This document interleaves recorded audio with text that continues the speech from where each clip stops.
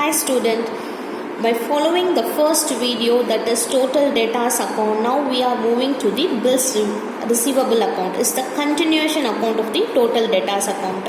Okay, because we already discussed this bills receivable account in the total debtors account. Bills receivable is nothing but a bill given by the debtor. The bill given by the debtor. Instead of giving cash or instead of giving check, the debtor will give a bill to us, that is note to us, mentioning what amount need to be settled on what date to whom. That is called bills receivable. அதாவது debtor is a person who wants to give a money to us. Instead of giving money,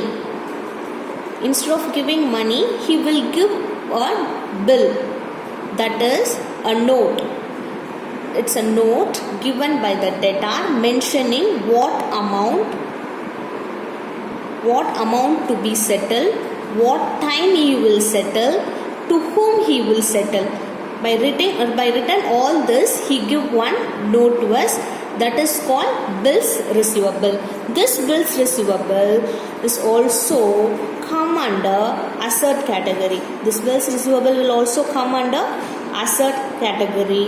So the same wise, the bills receivable account is a ledger account. See, debit side, credit side, particular rupees, the same ledger format we are using here. It's also a asset. So bills receivable will come under asset. So the opening balance will be on the debit side. The opening balance will be on the debit side. So to balance brought down will be on the debit side. Why it is on the debit side? Because it is an asset. Asset will always shows the debit balance. So to balance brought down, that is opening balance will be on the debit side. Then what will become under the credit side? So what are all we received? Same we discussed in the total debtors account. What are all we received will come under the credit side. If we receive cash, will it come under the credit side by cash, or otherwise we receive a check will come under the by bank on the credit side.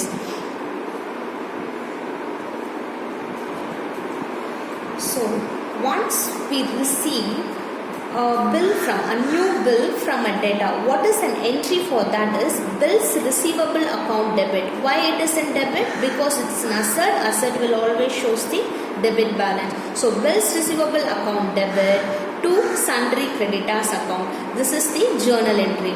What is the journal entry for this? So when new bills are received, we pass an entry, bills receivable account debit to sundry debtors account. So we already discussed it is a ledger account. So how we post this in a ledger account? Post this journal into the ledger account. So bills receivable account debit to sundry debtors account. To sundry debtors account. So bills receivable account debit to sundry debtors account. The amount, if that bill got dishonored, if that bill is got dishonored, automatically the sundry debtor will go to the credit side. See, the bills receivable got dishonored, it automatically go into the credit side. Then the closing balance of the bills receivable account. Opening balance is to balance brought down, closing balance is by balance carried down, then closing balance. That's an end of an account. Mostly this account is prepared to find out the debtor balance. If any new bill is received, we get debit balance, that is debtor balance. So sundry debtor is the balancing figure. Mostly this bills receivable account is prepared to find out the debtor balance. So with the help of this format, you can work out the sum number, that is illustration number 12 and illustration number 13. Then also